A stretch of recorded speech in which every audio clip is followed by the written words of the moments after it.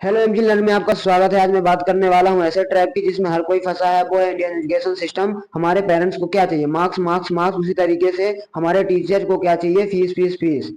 80% student से पूछा जाए कि आप क्या बनना चाहते हो, तो उनका जवाब कुछ इस तरह से होगा: डॉक्टर, इंजीनियर, टीचर या अन्य गवर्नमेंट जॉब। पर इन जगहों पर सिर्फ 2% ही लोग पहुंच पाते हैं। चैनल को आज मैं सब्सक्राइब करने के लिए नहीं बोलूंगा, मगर इसमें अगर 0% भी सीख मिलती है तो कर देना। अगर आप यूट्यूब और गूगल में इसके बारे में सर्च करेंगे तो आपको बहुत सारी वीडियोस मिलेंगी, बट जिस पे हम बात करने वाले हैं वो कुछ हट के है। ऑलमोस्ट हर बच्चा पढ़ाई में कड़ी मेहनत इस उम्मीद के साथ करता है कि एक अच्छी नौकरी कर लेगा, एक अच्छा करियर बना लेगा, पर रियलिटी में कुछ और ही है। दरअसल जिस एजुकेशन के पीछे पूरे भारतीय भागे जा रहे हैं वो सरकार और उद्योगपतियों का एक व्यापार है। चलो यह हम एक स्टोरी के माध्यम से समझते हैं। एक लड़का है जिसने अपनी उम्र का 5 से 6 साल कंप्लीट कर लिया है और उसका स्कूल में दाखिला होता है। पढ़ाई के नाम पर मोटी से मोटी फीस ली जाती है और वही टीचर कोचिंग के नाम पर भी मोटी से मोटी फीस लेते हैं, और ऐसा लगातार 12 साल तक उसके साथ चलता है। और 12 साल पढ़ाई करने के बाद भी उसको नौकरी नहीं मिलती, न ही ऐसी स्किल मिलती है जिसकी वजह से वह पैसा कमा सके। फिर भी बाद में ग्रेजुएशन करना, मास्टर डिग्री, डिप्लोमा और कंपटीशन या एक्सपीरियंस लेते लेते उसकी उम्र कम से कम 30 से 35 साल हो जाती है, फिर भी उसको नौकरी नहीं मिल पाती, पैसे नहीं कमा पाता। अंत में वह आत्महत्या करने पर मजबूर हो जाता है, क्योंकि इन सभी चीजों में उसके 40 से 50 लाख रुपए खर्च हो जाते हैं। यह कहानी हर उस तीसरे भारतीय की है जो इसमें फंसा हुआ है।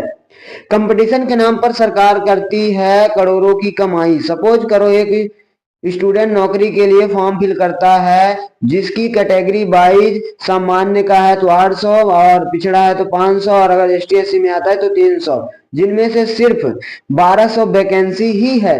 परंतु बेरोजगारी और जनसंख्या की वृद्धि के कारण 15 से 20 लाख फॉर्म अप्लाई कर दिए जाते हैं।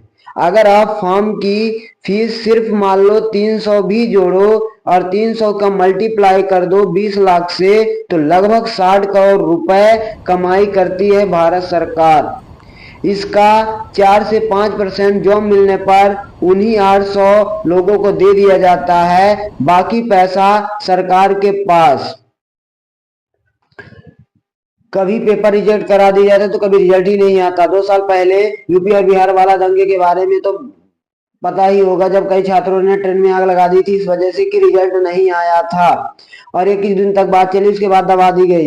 इस वजह से भारत सरकार एजुकेशन सिस्टम नहीं बदलना चाहती, इससे बढ़िया कमाई होती है। एजुकेशन 3 प्रकार के होते हैं: पहला बेसिक एजुकेशन, दूसरा है प्रोफेशनल एजुकेशन, तीसरा है फाइनेंशियल एजुकेशन। बेसिक एजुकेशन और प्रोफेशनल एजुकेशन इंडिया में तो सिखाया जाता है, बट फाइनेंशियल एजुकेशन नहीं सिखाया जाता। जितनी भी, अगर हम कोई इंसान कितना भी पढ़ाई कर ले इंडिया के अंदर, उसमें सिर्फ ये बताया जाता है कि आप नौकरी कैसे प्राप्त कर सकते हो, कहीं जॉब कैसे कर सकते हो, बट ये कहीं नहीं सिखाया जा सकता है हाउ टू अर्न मनी। आप पैसे कैसे कमाओगे ये नहीं सिखाया जाता। आप देखो किसी सेलिब्रिटी का बेटा, किसी बिजनेसमैन का बेटा या किसी मंत्री विधायक का बेटा इंडिया के अंदर नहीं पढ़ाई करता, बल्कि वो विदेशों में पढ़ाई करता है। ऐसा क्यों? क्योंकि इंडियन एजुकेशन सिस्टम सिर्फ फोकस करती है नौकरी पर। जहां पर अन्य देशों की बात करें एजुकेशन सिस्टम की, तो कोई गूगल बना रहा, कोई यूट्यूब बना रहा, कोई अमेजोन बना रहा, 10 से 12 साल के लड़के कंपनी स्टार्ट कर ले रहे हैं। परंतु वहीं पर बात करें इंडिया की, तो यहाँ पास लोग अपना घर भी नहीं चला पा रहे हैं। आपको क्या लगता है, इंडियन एजुकेशन सिस्टम बदलना चाहिए? अगर लगता है तो कमेंट में हमें जरूर बताएं। वीडियो अच्छी लगी हो तो लाइक कर दें, क्योंकि दोस्त एक वीडियो बनाने में काफी मेहनत लगती है, जिससे मोटिवेशन मिलती रहे। Thanks for watching this video.